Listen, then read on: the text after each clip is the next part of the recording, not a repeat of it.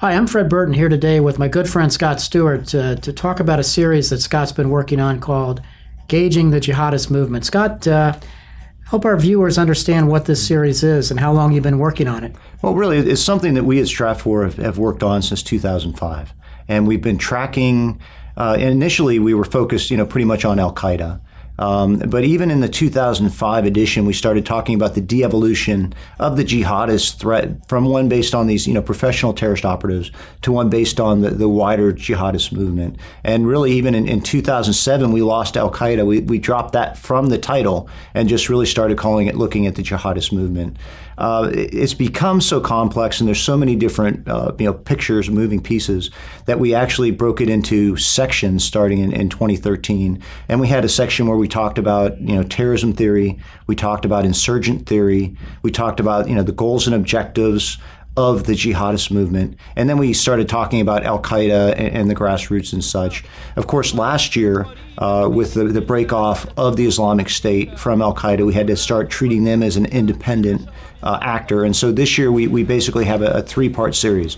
The first part talks about the Al-Qaeda camp of the jihadist movement. The second one talks about the Islamic State portion. And the third one talks about the grassroots. And we kept the grassroots separate because, basically these guys can be influenced by either or, and sometimes both. I mean, we saw in cases like San Bernardino or even Charlie Hebdo, where you have attackers that are motivated by both Al-Qaeda and by the Islamic State. And so we really wanted to treat the grassroots separately. I know it's one of these confusing issues, like what is the difference between a grassroots operative and a professional terrorist? Well, one of the big differences is just the level of tradecraft that they possess. Tradecraft are those skills that you need to conduct a terrorist attack.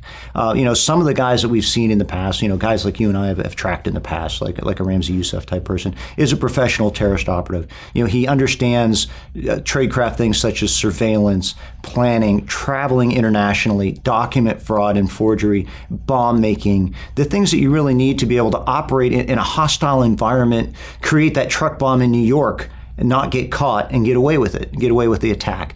Those are the skills that generally these grassroots operatives don't have. These are people who, to kind of steal a progressive thing, they think globally, act locally. Now, some of them will have some training. Some of them have been to kind of like these, paramilitary camps in Afghanistan or Yemen. Some of them actually trained at home. I mean, even as some of the New York grassroots operatives involved in the 93 Trade Center bombing, some of those guys went to, firing ranges together. And so they also had some, tactical and firearms training here in this country.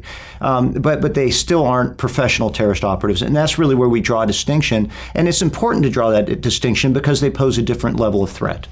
Yeah, like we have said a lot, and you've certainly written about it, it's so much easier just to kill with a gun than go to the trouble with to manufacture a bomb. Well, especially if you don't have, the skill. And that's one of the things that we've seen, and one of the things that we were forecasting starting in 2010 is that we would see a drift towards more armed assaults. Which we've seen? Yeah, which we've seen because they were just botching them. We had the Zazi case where he couldn't make TATP. We had the Shahzad case, the Times Square bombing attempt where he couldn't even make a viable VBID. And so it just made sense that we were going to start seeing these simple attacks because, the old maxim or axiom that you fight like you train. And that's really what we see with these grassroots guys. They have the ability to be able to kill with a gun or, an improvised hand grenade, but that's different from making a VBID, a vehicle bomb.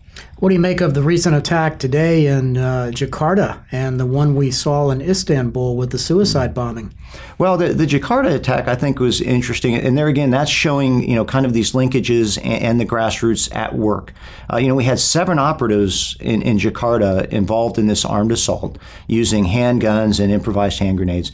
They only were able to kill 2 people despite that many operatives. And so that's really an indicator of the fact that they were not very sophisticated and didn't have very good planning and execution. So it was really, tradecraft. Yeah, it was a pretty amateurish attack. And in Istanbul, they did a pretty good job, though. Yeah, that was an attack where it was against a very soft target. So we're not seeing a high degree, but the difference there was you had someone who had come in who was actually equipped and trained and operated then from the Islamic State Corps in Syria, where they were able to put together a suicide vest made of military-grade high explosive and get it to this guy to pop off against a soft target. So when you have those kind of grassroots operatives, we also saw it with Richard Reed and also Umar Farouk Abdul Muttalib, the Christmas Day underwear bomber.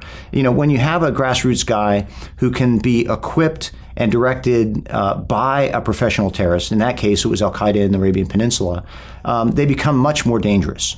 And that's really what we saw in Istanbul. Just this guy who was more of a drone, who was kind of equipped and then made operational by a professional terrorist. And willing to die. Absolutely. Well, I'm afraid that's all we have time for today. For those of you interested in more, please visit our website. Thank you.